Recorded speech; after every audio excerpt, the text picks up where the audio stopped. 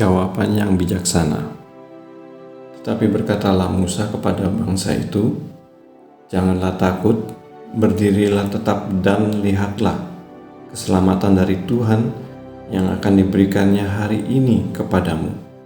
Sebab orang Mesir yang kamu lihat hari ini, tidak akan kamu lihat lagi untuk selama-lamanya." Keluaran 14 ayat 13.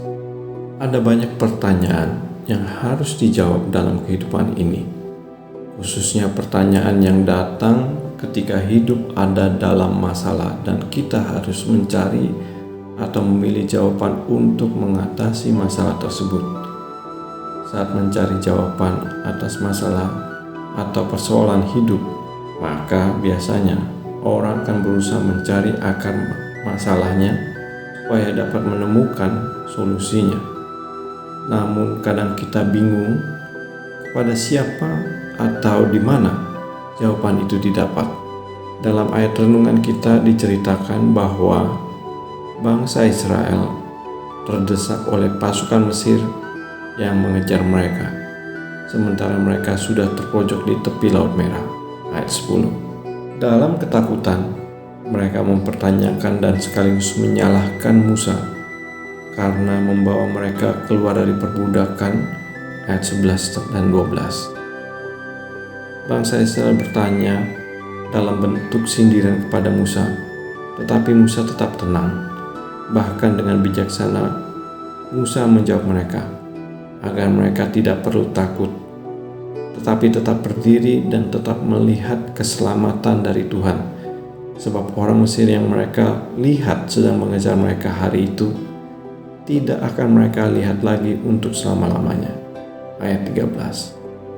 Dalam ayat 19 sampai dengan 31, kita mengetahui bagaimana Tuhan benar-benar membuat mujizat, dimulai dari kegelapan yang memisahkan orang Israel dengan pasukan Mesir semalam-malaman, sementara pada saat yang sama angin timur bertiup keras sehingga ada bagian dari Laut Merah yang menjadi kering dan menjadi jalan yang membelah laut itu, sehingga bangsa Mesir kemudian berjalan melewatinya menuju ke tepi di seberangnya.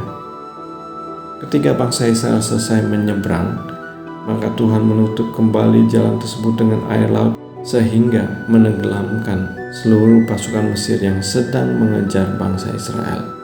Dari kisah ini ada beberapa hal yang bisa kita renungkan dari sikap Musa tersebut, yaitu pertama, kita dapat menjadi pribadi yang lebih baik ketika menggunakan pengalaman masa lalu kita sebagai pelajaran.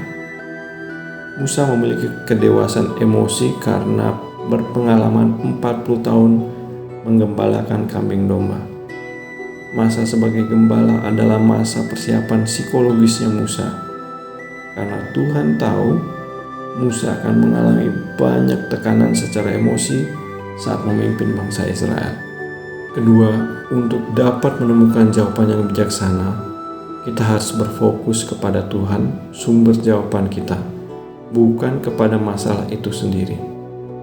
Pertanyaan dan keluhan bangsa Israel sebetulnya membawa tekanan secara emosi, tetapi Musa mampu mengatasinya karena ia fokus kepada Tuhan. Ketiga, pengalaman dan pengenalan akan Tuhan akan melahirkan suatu keyakinan yang teguh, sehingga menjadi jawaban yang menguatkan dan menghiburkan. Musa memberikan penegasan bahwa Tuhan yang akan berperang untuk bangsa Israel, dan bangsa Israel hanya akan diam saja.